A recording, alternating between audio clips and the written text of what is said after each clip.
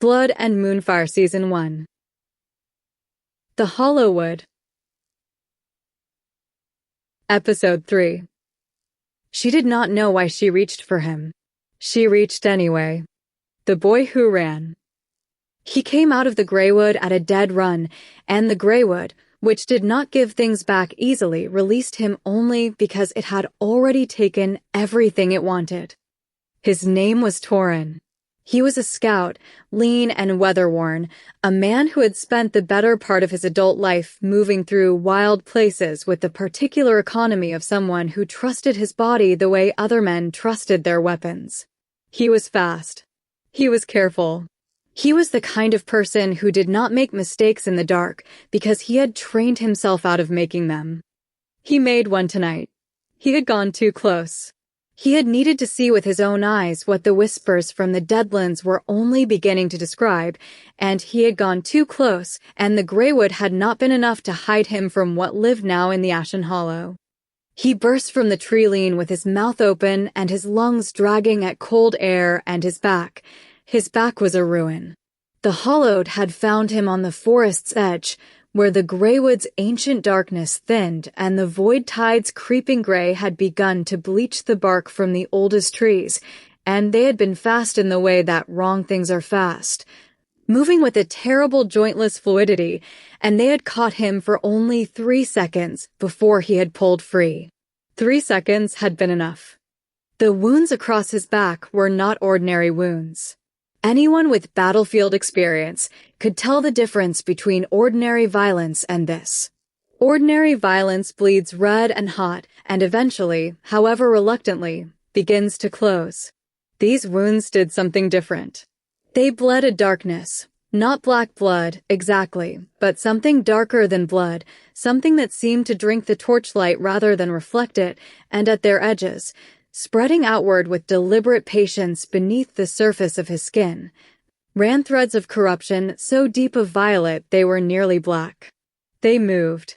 Slowly, incrementally, but they moved, branching from the original wounds like roots finding water, reaching toward the center of his chest with a purpose that had nothing accidental about it. The Nightborn guards at the Obsidian Citadel's outer gates saw him the moment he cleared the Greywood's margin. He was staggering by then, the run having taken everything he had. They came to him quickly, credit to their training, and they caught his weight before it could become a fall, and they dragged him inside, and above the gates the citadel rose black and silver against the night sky of Avoria, its towers trailing cold moonfire light like smoke from a fire that had never once gone warm. Torin lost consciousness before they reached the inner ward. His last coherent thought, later and imperfectly reconstructed, was of Kael. He needed to find Kael.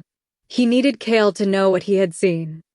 In the Ashen Hollow, miles away, something that had once been a being of immeasurable power, and was now something far older and far darker than that continued its work.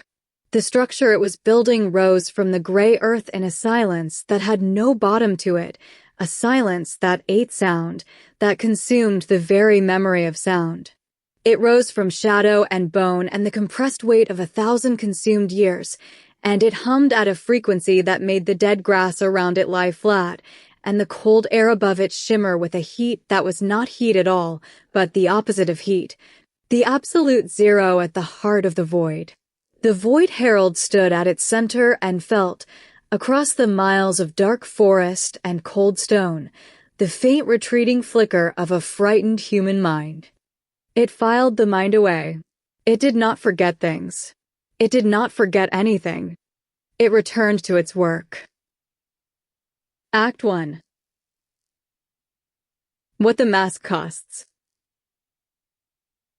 Kael Ashving learned that Torin was inside the Obsidian Citadel the way he learned most things he needed to know, not through the official channels, which did not extend to him, and not through invitation, which had never been offered, but through the particular attention of a man who had made a lifetime's practice of watching for the thing he most needed to find. He had heard something in the night. A commotion at the outer gates, The specific controlled urgency of guards moving fast without running, the kind of sound that meant someone had arrived in a state that required management. He had gone to the narrow window of the chamber they had assigned him, which was comfortable in the way that all the Citadel's spaces were comfortable, coldly, precisely, with nothing extraneous, and he had seen the torches moving. And through the movement of torches, he had caught a single glimpse of a familiar silhouette being carried between two guards, a silhouette he would have known in any darkness, in any crowd, at any distance his eyes could reach.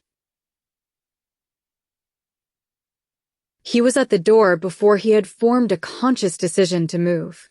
The tracking tether, the slim cord of night-born silverwork that bound a portion of his ash fire and registered his location to the Citadel's wardkeepers, pulsed once at his wrist in response to the sudden surge of his emotions. A faint amber flare quickly suppressed. He suppressed it deliberately. He was good at that. He had spent years becoming good at that. What he was not good at in this moment was anything else. Liora had been awake.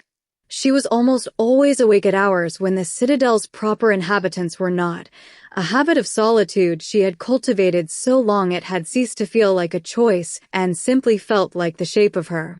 She was in the corridor near the healer's wing when Kael arrived at the outer door of it, and she looked at his face, that face which maintained, as a matter of course and considerable effort, a sardonic half-distance from everything and everyone around it. And she saw that the distance was completely gone.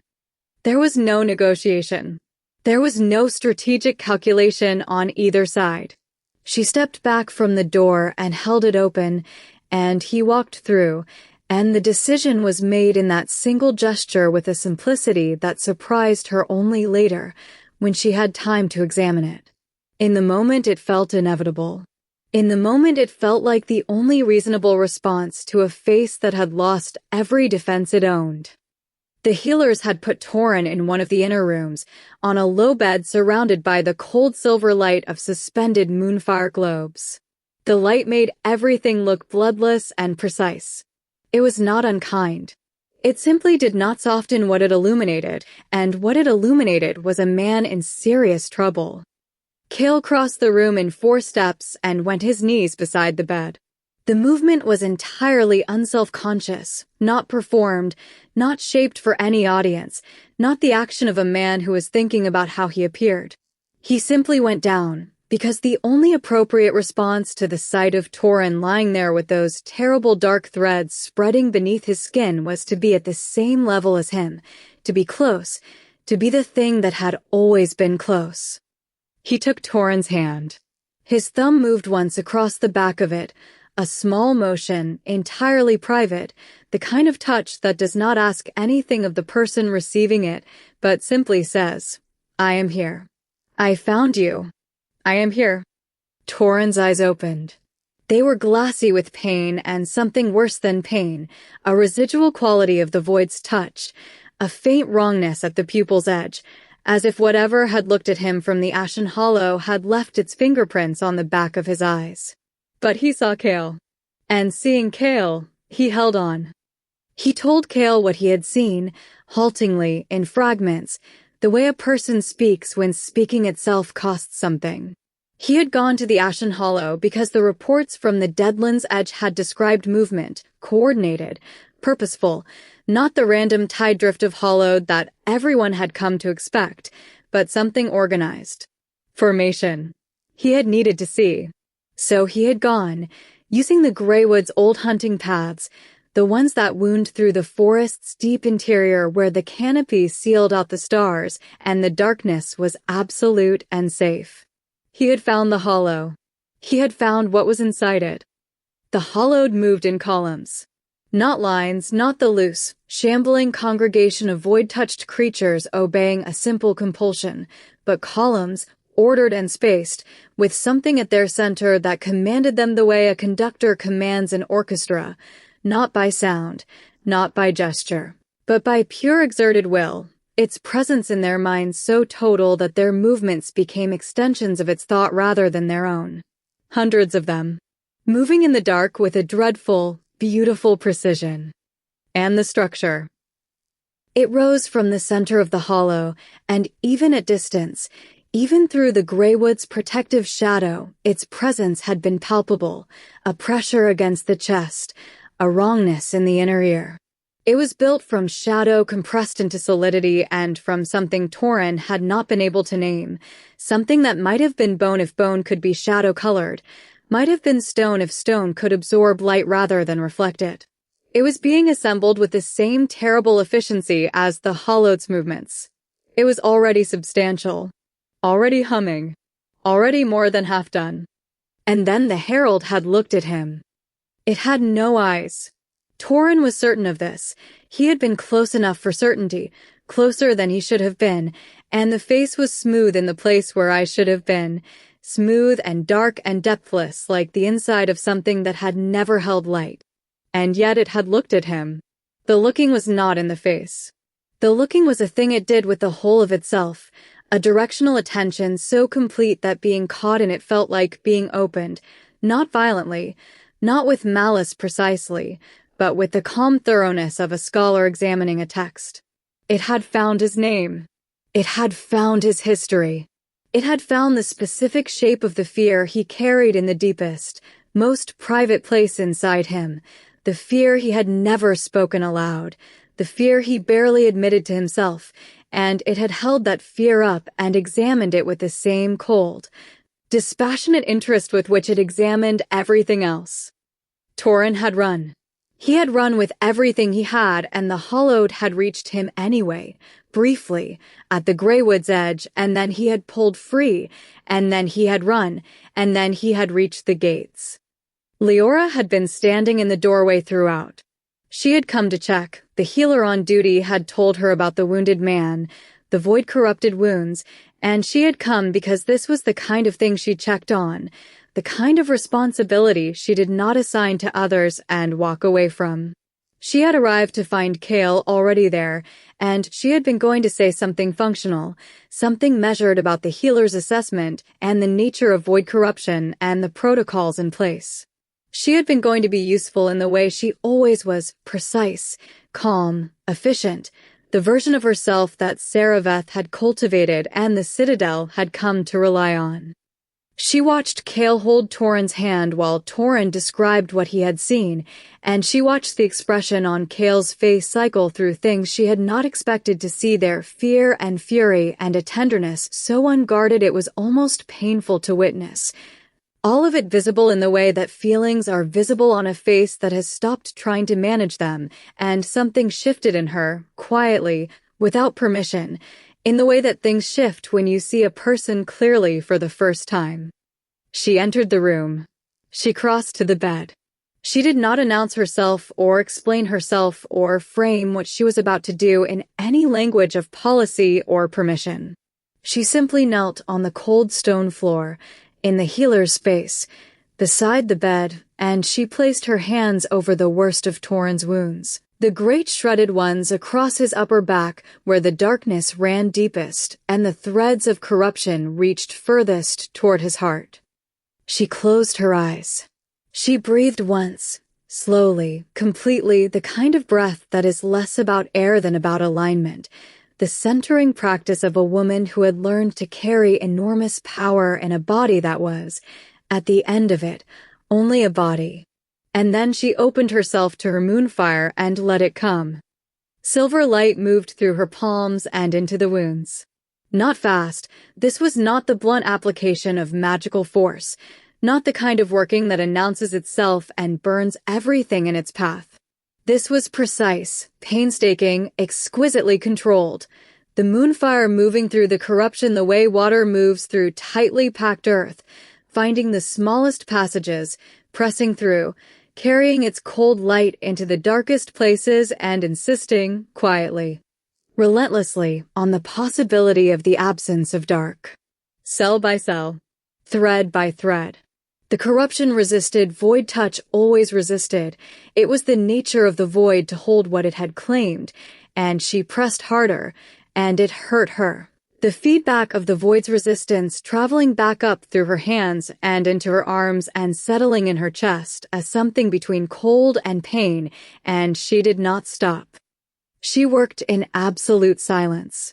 There was no performance to it, no flourish, no visible effort beyond the faint tightening at the corners of her eyes and the white bright steadiness of the silver light pouring from her hands. She worked for a long time. The corruption retreated slowly, reluctantly, like something that had believed itself permanent being shown that it was not. Kael watched her the entire time. Not the light. Not Torin. Her. He watched her face, the concentration in it, the cost of it written in the lines around her closed eyes, and the slight pallor spreading from her temples, and he held Torin's hand, and he did not speak, because there was nothing to say that the room did not already know. The last of the dark threads retreated from Torin's chest. The wounds did not close. They were still wounds, still real, still requiring the ordinary slow remedies of bandaging and rest and time, but the wrongness left them. They bled red again, properly, humanly.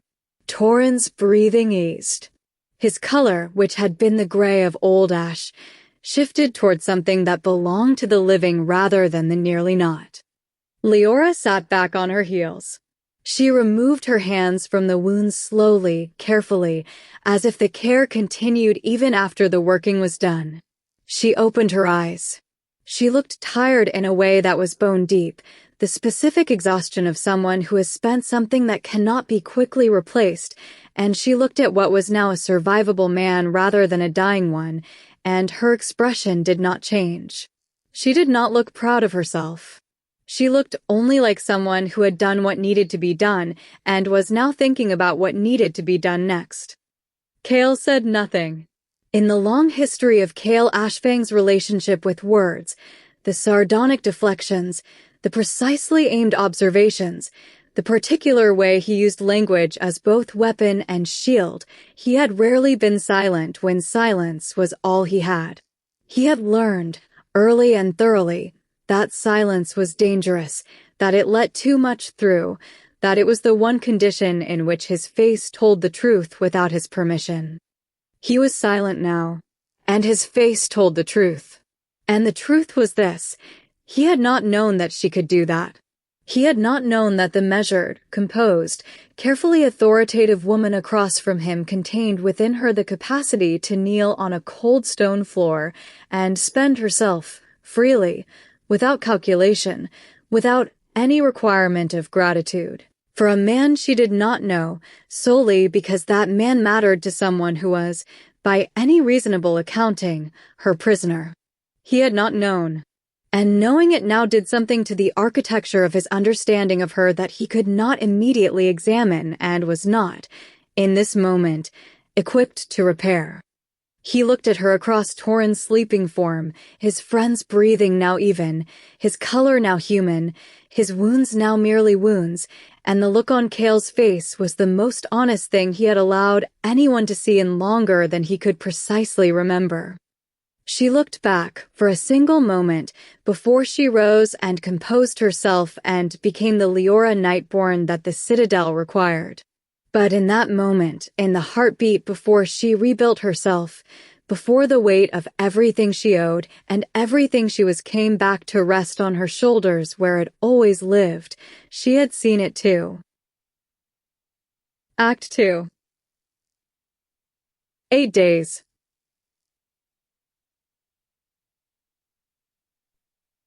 Elder Cassin was very old and had the particular quality of very old scholars everywhere, a comfort with terrible information that came not from callousness, but from the long practice of holding terrible information steady while the mind worked. He did not flinch from what Torin's account described. He confirmed it, instead, with the systematic thoroughness of a man who has spent decades cataloging things he wished did not exist. The Void Herald was a primordial. This was what the word meant, properly. One of the first beings of Evoria, ancient beyond the age of the covens and the clans, beyond the age of the Deadlands themselves. Beings who had existed at the world's beginning and had been consumed by the void at the dawn of its first rising. Long before the Moonfire covens existed to resist it, and the Ashfire clans existed to burn it, and the Twin Flame prophecy existed to name the only power that might one day seal it permanently. Consumed, but not destroyed. Transformed. Remade by the void into something that served it entirely. That was the void's will given a voice and a face, that commanded the hollowed hive mind with a directness and authority that no other creature of the tide could match. The hollowed in its presence were not merely compelled, they were extensions of it. They went where it directed because they had no self separate from its direction. To kill the herald was not to scatter the hollowed. The hollowed would simply cohere around the nearest sufficient source of void energy. But it would slow them. It would disorient them. And the void gate, without the herald to command the workers who built it, would stop rising. The void gate itself was the central urgency. Cassan's voice, explaining this, had the quality of a man delivering a medical prognosis he had hoped never to need to deliver. The gate, once completed, would function as an anchor point for the void tide, not merely a passage through which hollowed could pour into Evoria in greater numbers, though it would certainly do that, but a fixed node of void energy that would accelerate the tide's expansion across the continent. The deadlands would spread not at their current slow, grinding pace, but tenfold faster, a decade's worth of corruption in a single year. The Grey Death reaching the Greywood's heart, and the Citadel's outer wards, and the Emberhold's volcanic foothills within a generation rather than a century. The gate was perhaps half completed, based on Torrhen's description. They had 8 days. 8 days before the herald's work reached a point of critical mass beyond which even its destruction would not stop what it had set in motion. Saraveth convened the War Council in the Citadel's upper chamber, where the ceiling was vaulted in black stone threaded with silver and the table was cut from a single piece of obsidian, so old it had grown almost translucent with age, and the Moonfire lamps burned cold and blue-white in their iron brackets along the walls. Liora sat at Saravetha's right hand, where she always sat. Kael stood near the far wall, invited, with a courtesy that was precision-measured and entirely real, to contribute his knowledge of the terrain. Vale sat across the table from Liora with his hands folded and his expression neutral in the way that someone's expression is neutral when they are working very hard to make it so. The options were not numerous. They rarely were, in situations that had already narrowed themselves to a matter of days. An army, a full Nightborn force moving through the Deadlands toward the Ashen Hollow, would cover the distance in 5 days. Possibly 4, with ruthless marching. The herald would sense the magical signatures of 100 Moonfire wielders within hours of their departure from the Citadel's wards. It would know they were coming. It would accelerate the gate's construction, double the hollowed perimeter, and prepare an ambush of a scale that a Nightborn army, however skilled, would not survive intact. An army was not a solution. An army was a sacrifice. A covert team was the alternative. Small enough to reduce magical signature. Fast enough to move through the Greywood's deep interior, the old hunting paths that ran beneath the canopy's sealing darkness, where the Void Herald sensing range was diminished by the forest's own ancient power, and reach the hollow in 2 days rather than 5. Fast enough to reach the gate before it reached critical mass. To crack its foundation. To set back the Herald's timeline enough for reinforcements to have meaning. But the Greywood's deep paths were not mapped by any Nightborn cartographer. They had not been walked in a generation by anyone whose knowledge the Citadel held. They were the province of hunters and scouts and people who had grown up in those particular shadows learning the particular language they spoke, people who had reason to know the Greywood as intimately as they knew their own bodies, to read its signs, to navigate its darkness without maps because the land itself had been their map. Every eye in the room moved to Kael Ashfang, with the exception of Vale's, which moved to the middle distance and held there with great deliberateness. Kael had grown up in those paths. The Ashfong clan had hunted the Greywood's border territories for generations, and as a boy, and then as a young man, he had run those paths until they were in his feet the way his own heartbeat was in his chest. Instinct, not thought, a knowledge below language. He had run them alone and with Torin and with the others who had been like family to him before he had been separated from them by the circumstances that had made him what he was now, a man on the wrong side of a treaty in someone else's stone house, with a cord of silverwork at his wrist that reminded him, in case he forgot, exactly how tethered he remained. He did not argue. He did not negotiate. He simply confirmed what the room had already understood, that he knew the paths, and he let the decision be made, and the decision was made. Liora would lead the covert mission. Her team, herself, Kael operating under a modified tracking tether that allowed movement without chains, Mira, the youngest of the Citadel's senior healers, chosen for combat utility as much as for healing capability. And 2 Nightborn guards seasoned enough for a mission that was not going to go smoothly, and everyone in the room understood this. 5 people against a Void Herald and however many Hollowed it commanded in the Ashen Hollow. The mathematics were appalling. The alternative was worse. Vale rose from the table when the decision was formally settled, and he bowed, a formal bow, correct in every technical particular, the kind of bow that expressed absolutely nothing by expressing everything, and he left the room. Liora watched him go. She knew the bow the way she knew all of Vale's languages, because she had grown up reading them, and what this one said, underneath its perfect surface, was, "This is a mistake. This is your mistake. When it breaks, I will be here to confirm that I said so." She stored this away in the part of herself where she stored things that were true and necessary and could not yet be dealt with, and she turned to the preparation of the mission. Because the mission did not wait for her to finish processing the politics of the people around it. Act 3. The Greywood at night. The Greywood at night was not a place that belonged to ordinary time. This was not metaphor, or not only metaphor. There was something genuinely temporal about the Greywood's deep interior, some quality of its ancientness that made the hours inside it feel different from the hours outside it. Longer and shorter simultaneously, as if the forest kept its own calendar and had not bothered to synchronize it with the world beyond its edge. The trees were old beyond old, older than the Nightborn Citadel, older than the Ashfong Emberhold, older than the names that the people of Evoria had given to the things they feared and worshipped. Their bark had gone dark and almost glassy with age, smooth and faintly reflective in a way that gave the trunks an eerie depth, as if you could press your face to them and see something on the other side. Fungi grew along their roots and spread across the forest floor in clusters of bioluminescent blue, soft, cold, pulsing with a slow light that had nothing to do with the moon and everything to do with the Greywood's own internal biology, its own ancient chemistry. The forest illuminating itself from within as it had always done, indifferent to whether anyone witnessed it. Moonlight came through the canopy in shafts.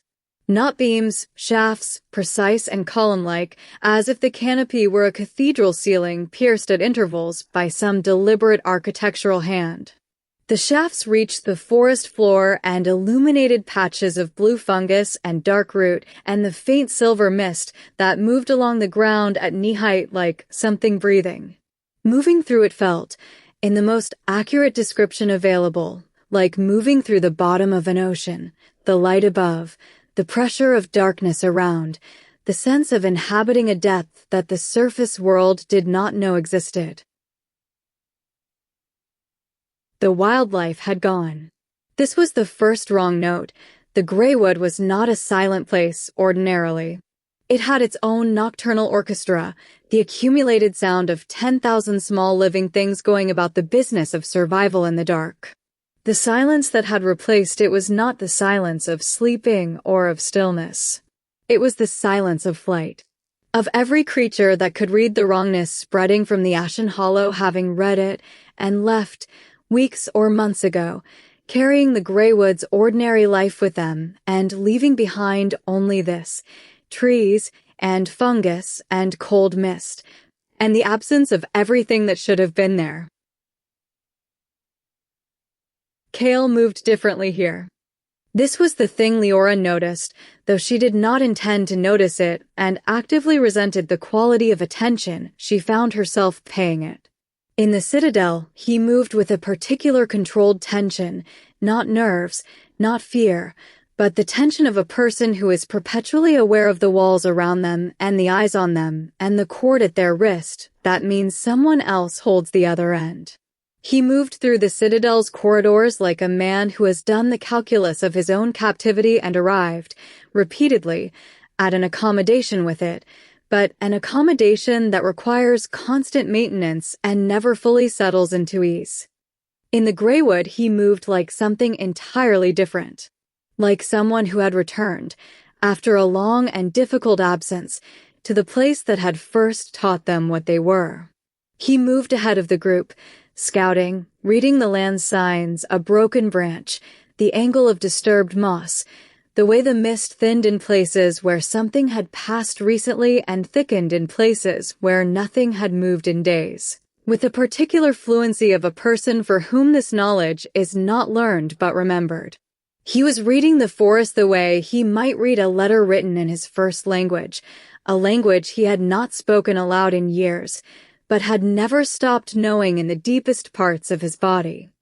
The weight of the Citadel was simply gone from him. Not the tracking tether, that remained, visible at his wrist, its faint amber glow subdued but present.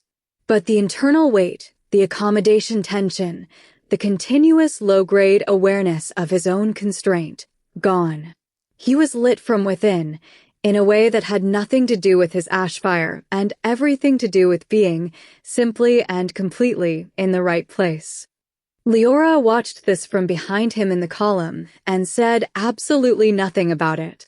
She kept her eyes on the forest, on the mist, on the blue fungus pools that spread across the roots of the great old glassdark trees, and she catalogued what she observed, and she said nothing, and the silence she maintained around the observation was a very deliberate kind of silence, the kind you build around something you have decided not to examine. The river appeared in the dark without warning. There was a sound of it first, low and rushing, and then the mist thinned and the tree line. Stepped back, and there it was, black water moving fast over submerged rock, shallow enough to cross on foot, but wide enough that there was no easy path, no stepping stone progression, only the crossing itself, committed to, managed, completed or not. The water was the color of deep shadow. The rocks beneath it were invisible, smoothed by centuries of current into a slick, indifferent geometry. A hollowed patrol moved along the far bank. They could hear it before they saw it, the wrong-jointed sounds of hollowed locomotion, the dry rustling of shadow flesh, the absence of normal breathing replaced by a rhythmic non-sound that was somehow worse than any sound it displaced. The patrol was perhaps 40 feet downstream and moving parallel to the water. If they crossed here now, quietly, before the patrol's circuit brought it close enough to sense them, they could reach the other side. If they waited, the patrol would pass and return, and the window would close, and the Greywood's clock, which ran on its own time, did not wait. They entered the water. The cold of it was immediate and total, not the cold of ordinary rivers, but a cold that carried the Greywood's own deep temperature, the temperature of very old dark places, of things that had never known warmth, of water that had been running beneath this particular canopy for so long it had absorbed the forest's character completely. Liora went in beside Kael, and behind them Mira and the guards followed, and they moved as slowly as speed allowed, each footfall tested before weighted, each step a negotiation with the hidden geometry of the riverbed. She was listening to the current to read it. She had learned this from Casson, from one of the old navigational texts he had made her memorize as a child, the way sound changes over uneven ground. The way a river telegraphs its own topology to anyone patient enough to hear it. She was listening. She was being very careful. She did not hear the drop. It was below the range the current's sound communicated, a sudden shelf in the riverbed, the stone falling away sharply beneath a surface that looked like every other surface, silent and immediate and exactly where her next step fell. She went down. Kael caught her. There was no deliberation to it. His hands found her waist before thought had completed the circuit from perception to intention, pure reflex, the body acting faster than strategy. Faster than the careful management of distance that both of them had been practicing since the moment they had been placed in proximity to each other. His hands found her and held, and she grabbed his arm, his forearm, both hands, the grip of someone who has been briefly in free fall and found solid ground, and they were very close in the dark water, very suddenly close, closer than they had been. And completely still. The water moved around them.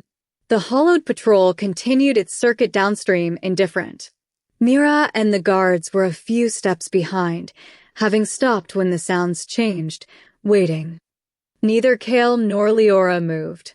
Not toward what the moment was offering, that was a different kind of movement, a kind that neither of them made, but also not away from it.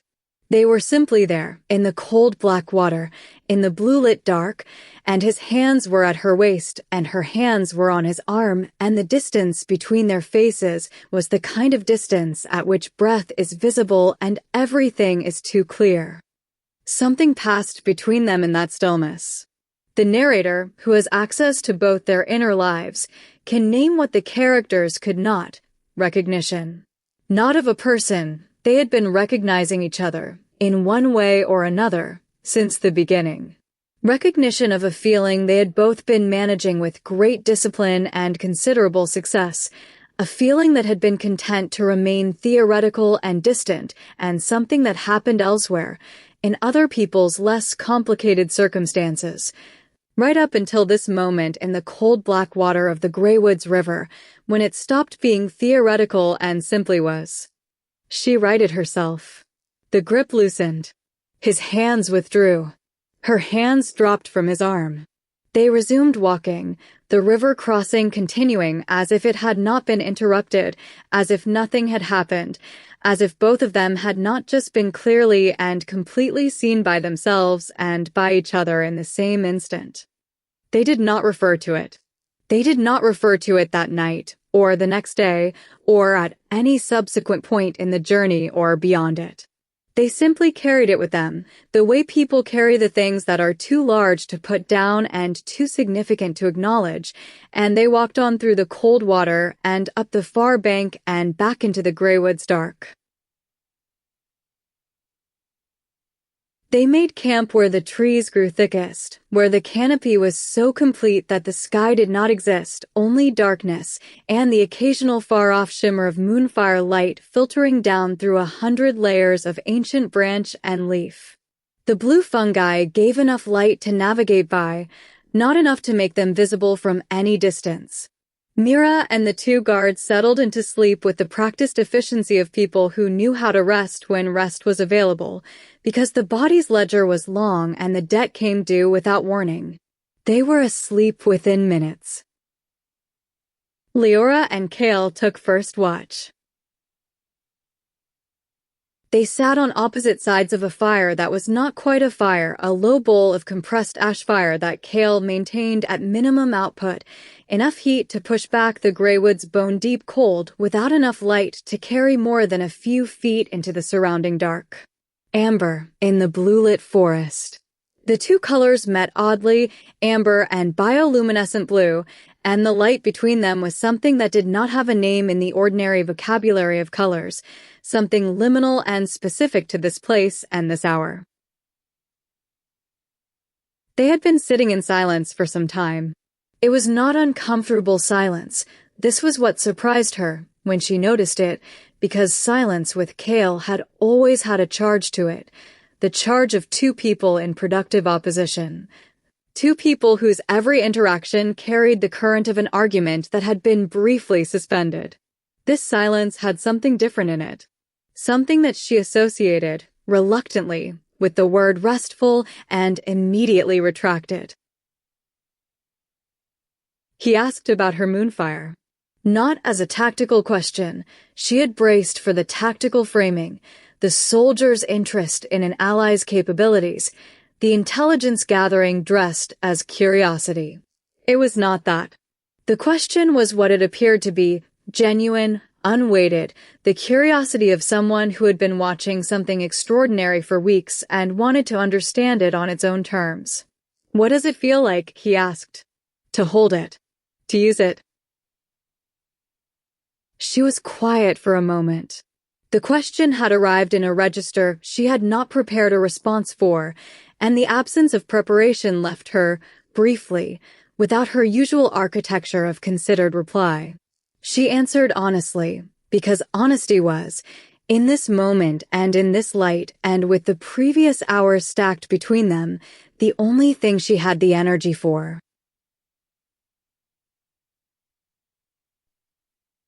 She described the Moonfire's coldness, not painful cold, not the cold of the river, but a cold that was also clarifying, the way certain cold mornings clarify the air and make things visible that summer blurs.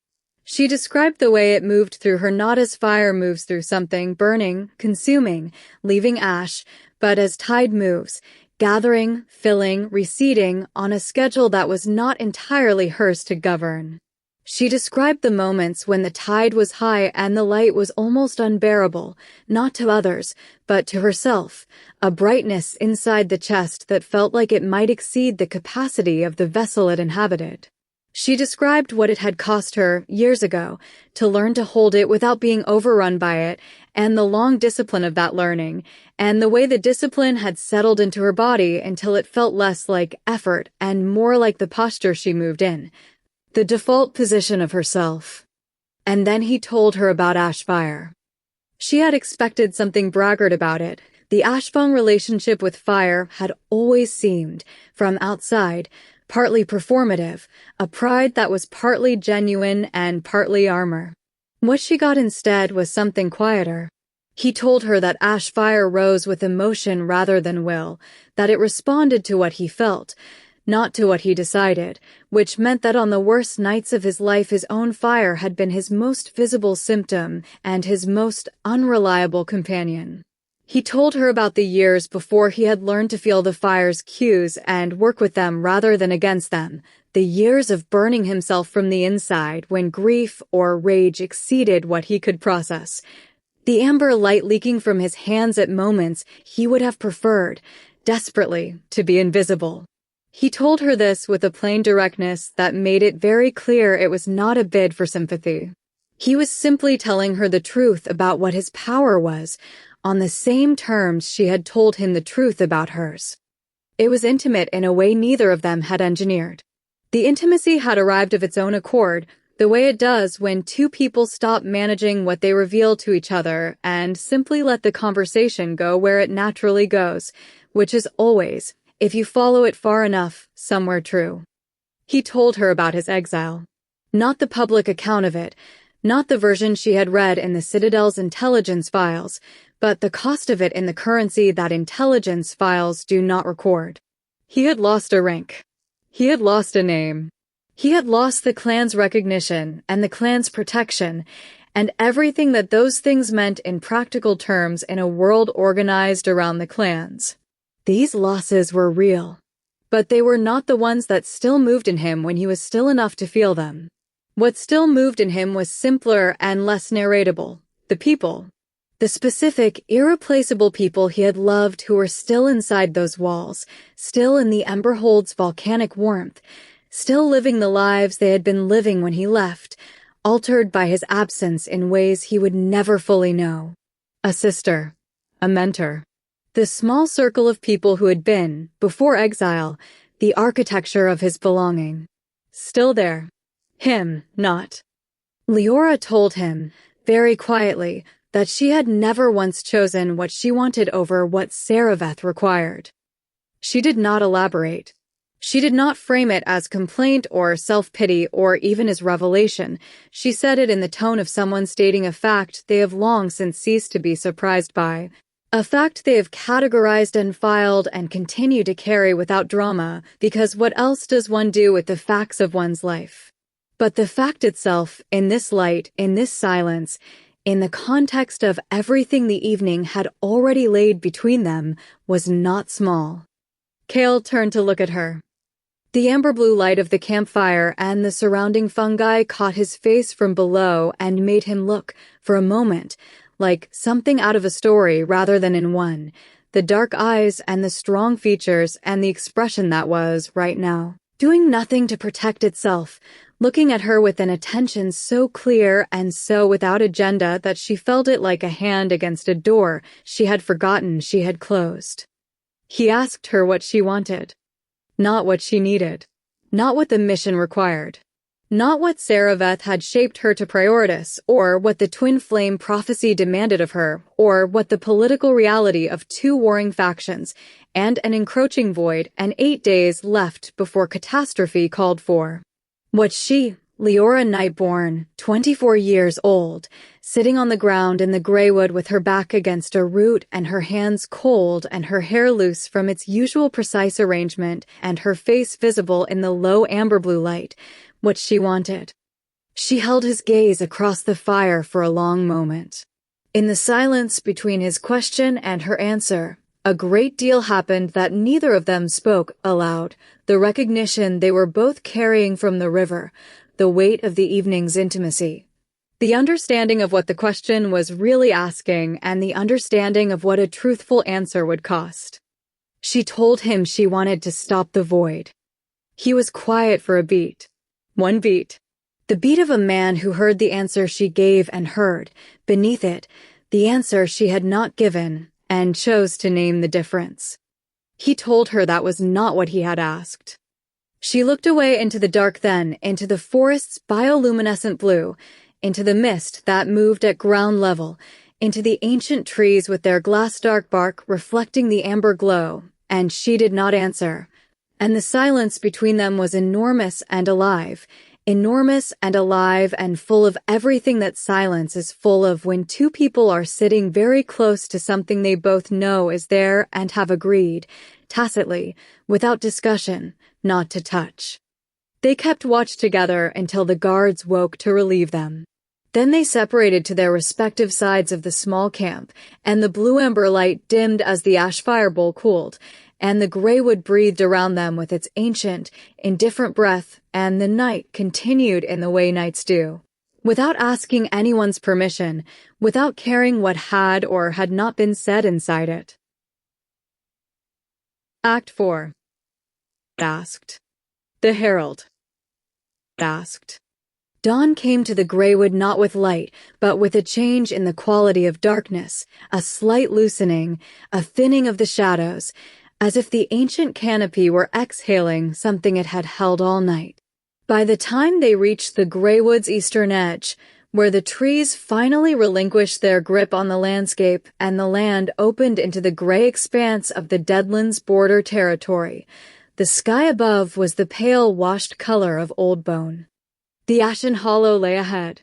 They had stopped at the tree line, crouched in the last cover the Greywood offered, and looked at what lay before them across a quarter-mile of dead gray ground where no grass grew and no fungi pulsed, and the soil itself had the look of something that had been burned and then had its memory of burning taken away, leaving only the gray aftermath of a fire that might have been anything.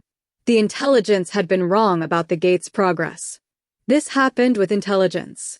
Intelligence was gathered by people in dangerous places under conditions of fear and inadequate visibility. And it was filtered through memory and then through report and then through the layers of institutional interpretation that any military organization applies to information before acting on it. And by the time it reached the people who needed to use it, it was often less a description of reality than a description of reality as it had been at a particular moment, which was no longer the moment they were in. The Void Gate was not half completed. It was more than half completed. Much more. It rose from the hollow center in a structure that had achieved an architecture, not the tentative skeleton of something still becoming, but a form that was already what it intended to be, already expressing its own terrible purpose in every dark line and depthless surface. It hummed. The hum was not sound exactly, it was below sound, felt in the chest and the back teeth and the inner ear rather than heard, a vibration that did not belong to any frequency the living world used. The air around it tasted of ash and cold iron. The sky above it was slightly, wrongly darker than the sky elsewhere, as if the gate were already drinking the light it would one day drink in full. The Void Herald was present. This was the second piece of wrong information. The intelligence had placed it deeper in the Deadlands, managing the hollowed that continued to swell the tide's perimeter. Instead it was here, at the gate, standing at the structure's base with a stillness that was not the stillness of waiting but of authority, the stillness of the thing that everything else moves around, the fixed point at the center of the turning world. It had no eyes.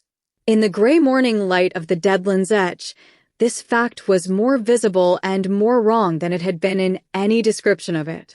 The face was smooth where the eyes should have been, and it was dark, and it was depthless, and it was turned, before any of them had moved, before any of them had made a sound, before the plan they had barely finished forming had the chance to become action toward Liora.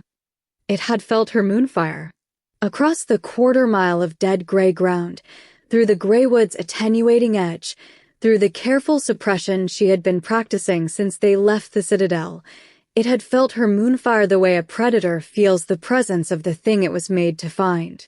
The eyeless face turned with the calm certainty of something that has not been surprised in a very long time. The assault unraveled immediately. Plans rarely survive first contact with the thing that made the plan necessary. This one survived perhaps 30 seconds. The two Nightborn guards, seasoned, disciplined, the best available, were overwhelmed within the first minute by a surging perimeter of hollowed that had been waiting in the dead ground, invisible in their shadow flesh until they moved. And then they moved with that terrible jointless speed, and the guards were swept aside, fighting, calling Moonfire in silver bursts that lit the gray landscape in flashes of cold light. Mira was caught by a shockwave, void energy detonating outward from the gate's surface in a pulse that hit her like a physical blow and threw her 10 feet through the dead air, landing hard and rolling and then not moving. And then it was Liora and Kael. They fought side by side, and what happened was not what either of them had anticipated, because what happened had never happened before, to either of them, or to anyone that either of them knew of. It was not in any tactical briefing, and it was not in any of the texts Cassin had laid before them in the War Council chamber, and it was not something that could have been predicted from either of their individual capabilities considered separately, because it was not a separate thing. It was a together thing. When Moonfire and Ashfire were wielded in the same moment, in the same space, by two people fighting the same enemy at the same angle, the two flames found each other. This was the only phrase available for what happened, though phrase falls short. They found each other the way things find each other when they have been searching without knowing they were searching. When the search has been encoded not in conscious intent, but in the deep structure of what they are. The silver and the gold reached for each other across the space between two bodies moving in unison, and when they met they did not simply combine. They spiraled.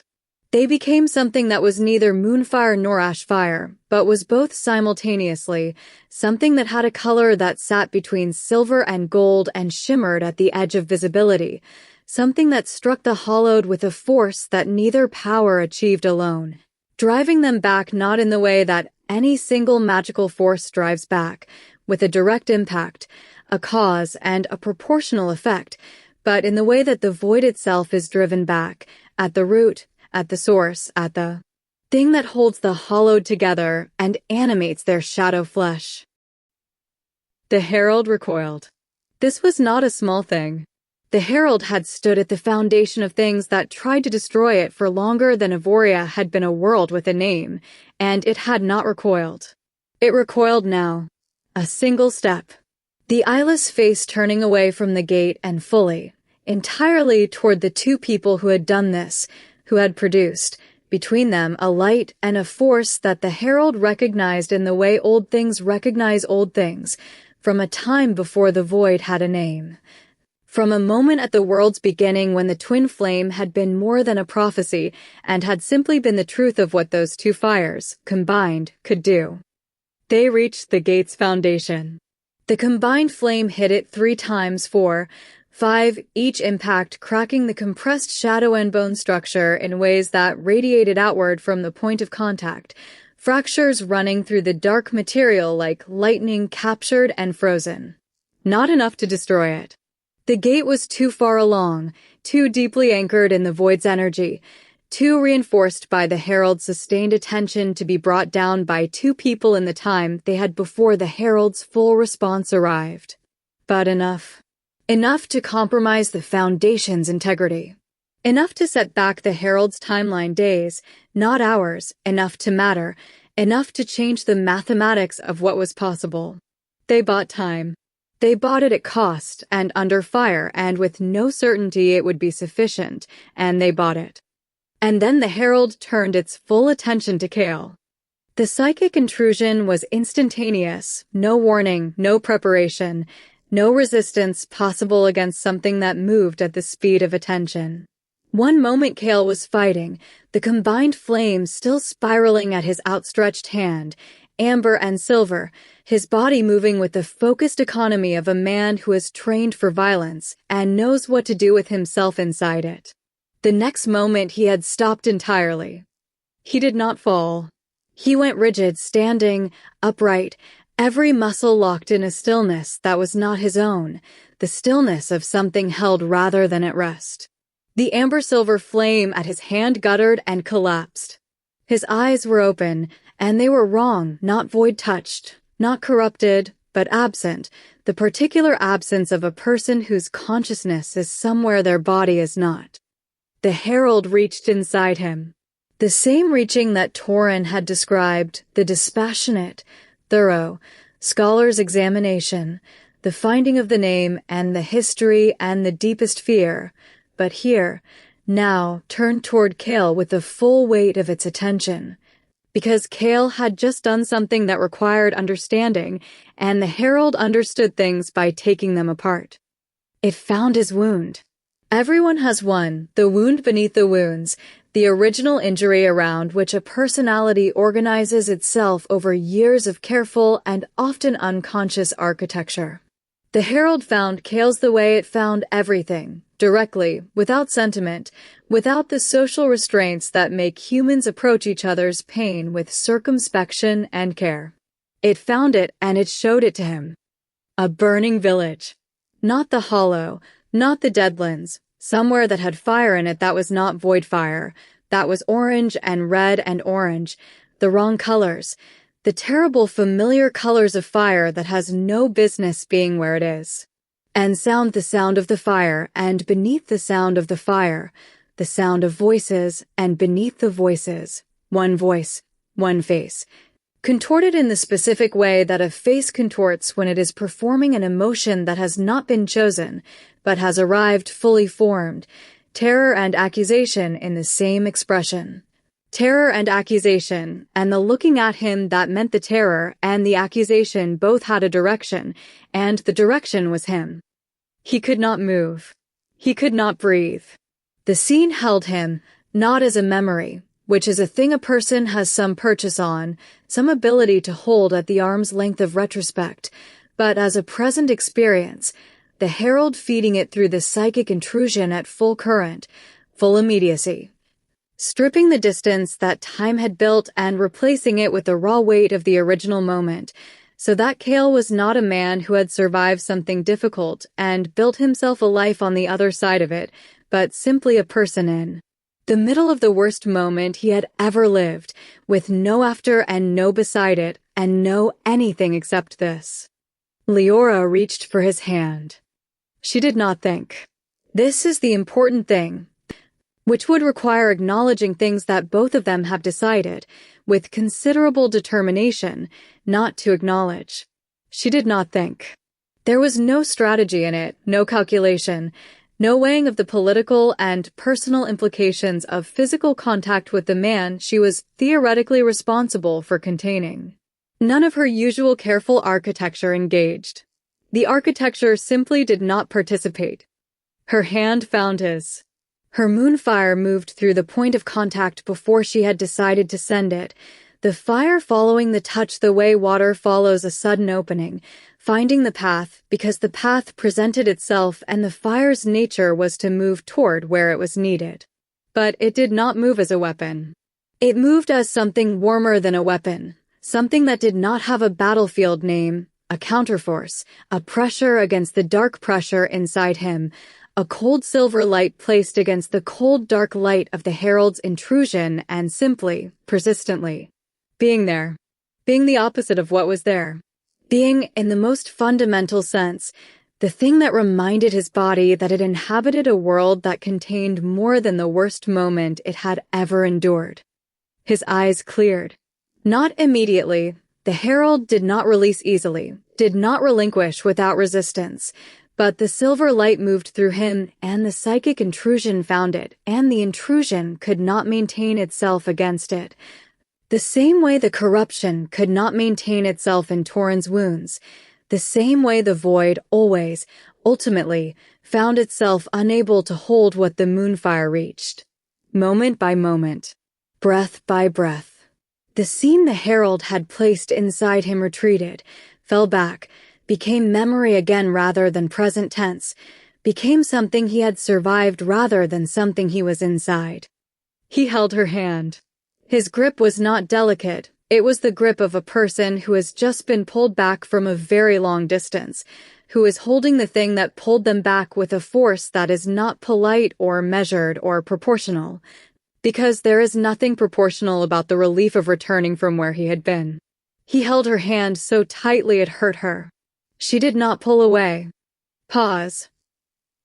The herald withdrew. Not in defeat. The herald was not defeated, would not be defeated by a cracked foundation and a cleared mind, was 5,000 years older than the concept of defeat and would resume its work before they were out of the Greywood. It withdrew because it had learned what it came to learn, because it had assessed the combined flame with the thorough curiosity it applied to all things, and because it was patient in the way that ancient things are patient. The patience of something that exists on a different timescale, for whom today's withdrawal is an unremarkable data point in a long program of accumulation. Liora pulled Kael to his feet. He came up already moving, already reorienting, the soldier's instinctive re-engagement with the present. Where are the hollowed? Where is Mira? Where is the exit? Mira was conscious. She had pulled herself up during the herald's distraction, was moving toward them at a stagger that was the most controlled stagger possible from someone who had been thrown 10 feet through void-charged air and landed badly. The Nightborn guards had retreated to a defensible position at the Greywood's edge, still standing, still fighting, holding a line with the particular grim competence of people who had accepted that the situation was worse than planned and were managing the worse than planned with everything they had. Liora called to the guards. Her voice across the dead gray ground of the Ashen Hollow's margin was not a shout. It was the voice of someone with enough authority that a shout is redundant. The voice of someone that people move toward when they hear it, because they have learned that moving toward that voice is what survival looks like. The guards moved. The group consolidated Liora, Kael, Mira, the 2 guards, a body that had lost 2 of its plan members and gained something the planning had not accounted for, and they ran. They ran for the Greywood's dark. What she carries. The Greywood received them the way it received everything, without ceremony, without warmth, without any acknowledgement that what entered its shadow was human and frightened and in need of the particular mercy that ancient places sometimes, rarely, extend to the small mortal things that pass through them. The trees closed behind the running group like a curtain pulled, and the gray light of the Ashen Hollow's edge vanished, and the blue-lit dark of the forest's interior replaced it, and they ran until the sounds of the hollow, the humming of the gate, The non-sound of the hollowed, the particular atmospheric wrongness that attended everything in the herald's proximity, had faded to silence. Then they stopped running. The guards saw Tamira. She had cracked something in the fall, was moving with a careful compensation that would need proper attention at the Citadel, but would hold for the return journey. She was certain of this. She was the healer, she would know. The guards checked each other. The ordinary post-combat inventory of the living: wounds, breath, function. Everyone present. Everyone improbably alive. Pause. Liora and Kael sat against the roots of one of the great glass-dark trees. Not by design. They had stopped where they had stopped, and where they had stopped was here. And here happened to be this tree with its great exposed root system spreading across the forest floor like the architecture of something that had decided to stop pretending its foundations were invisible. They sat against the roots with their backs to the tree's trunk and their sides heaving and neither of them speaking. Their hands were no longer touching. This was simply true. Somewhere between the hollow and the Greywood's interior, between the running and the arriving, the contact had ended in the way that contact ends when the emergency that created it is over, not deliberately severed, not a decision made. Simply no longer maintained because the moment that had made it necessary had passed. Their hands rested on the dark root-strewn ground between them, not touching, separated by some inches of space that was nevertheless saturated with the memory of contact, with the heat impression of a grip so tight it had left white marks on her fingers that were only now fading. The absence of contact between them was its own kind of presence. That the space between their hands, which was not large, was not empty. It had weight. It had character. It was the particular quality of space that exists in the aftermath of something significant, the space that holds the shape of what was just there the way a room holds the warmth of people who have recently left it. They breathed. The Greywood breathed around them. The blue fungi pulsed their slow cold light across the root-dark ground. Somewhere above the canopy, the morning continued without them, indifferent to what had just happened in the dead gray field at the Greywood's edge, and in the cold black river, and around a low campfire burning amber blue in the deepest hours of the night. The world had a way of continuing. It was one of its least sympathetic qualities. Kael asked her to tell him what the prophecy actually said. His voice was quiet, quieter than his usual register, the sardonic edge fully absent, stripped away by the hour and the mission, and the thing the herald had reached inside him and shown him, and by the hand that had pulled him back from that showing, and by everything the night before the mission had been. He asked the way someone asks when they are past the point of strategic patience, past the point of deciding that managing their own ignorance is a reasonable choice.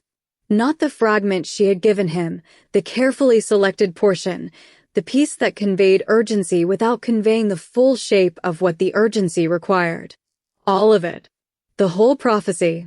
Everything she had known since the beginning that he had not known, everything that she had been carrying since before he arrived at the Citadel. Since before the Mooncourt resonance had shaken them both and shaken the room and shaken the equilibrium of everyone who had witnessed it. He asked in a voice that said, "I think I already know some of it. And I think what I know explains things I did not want explained. And I am asking anyway, because the not knowing is no longer something I can afford, and perhaps it never was." Liora closed her eyes.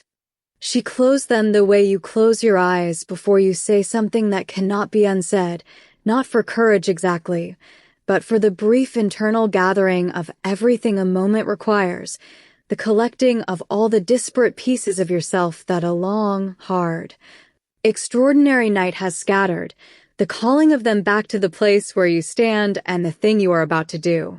She closed her eyes and she breathed once, slowly, completely, the alignment breath, the old practice centering, and beneath that breath, unperformed and private, was everything it meant to have arrived at this moment after the journey it had taken to reach it. She had known the twin flame prophecy in its entirety since she was 15 years old, and Sarabeth had sat across from her in the high chamber of the citadel and told it to her the way one tells a child something that will define them, carefully, with great love, with the particular tenderness of a choice that cannot be unmade. She had carried it for 9 years. She had built herself around it, shaped her discipline and her distance and her careful management of everything around her with full awareness of what the prophecy said was coming, what it said was required, what it named as the only power sufficient to seal the void, not Moonfire alone, not Ashfire alone, but both, together, wielded in willing concert by two people who had to choose to combine their power freely, without compulsion, without coercion, without any force other than their own. Sovereign will aligning toward the same purpose. Willing. The prophecy's word was willing. She had thought she understood what that word meant 9 years ago. She had thought it meant something relatively simple: agreement, cooperation, the setting aside of political difference in service of a shared survival. She had not known at 15 that willing meant what tonight had made it mean. She had not known that willing might be the most complicated word in any prophecy ever spoken. She opened her eyes. She looked at the Greywood's blue-lit dark. She began to speak. The scene ended there. The words the prophecy contained, the full shape of what she carried and what she was finally releasing into the air between them, rose into the blue-lit dark of the Greywood and were held by it, witnessed by it, absorbed by the ancient trees with their glass-dark bark that had listened to more mortal urgency than any of us will ever know. The words existed. They were spoken. Kael heard them. We did not. We were left at the threshold of that revelation, left with the image of two people sitting in the roots of a great old tree in an ancient and liminal forest, sides still heaving, hands still close but not touching. One voice beginning the thing it had held for 9 years, one face receiving it, left there and held there, in the same position the episode had placed us in all along, close enough to feel everything, far enough to understand that some things are not ours to hear until the people inside them are ready to have been heard. The Greywood breathed. The fungi pulsed their cold blue light. The night that had never quite ended settled around them, patient as a herald, patient as prophecy, patient as everything in Evoria that was older than the names its people had given it. She spoke. He listened. And the world, which had been tilting toward this moment since the beginning, tilted a little further and held. End of episode 3. Comment, like, share, subscribe, and hit the notification bell so you never miss an episode.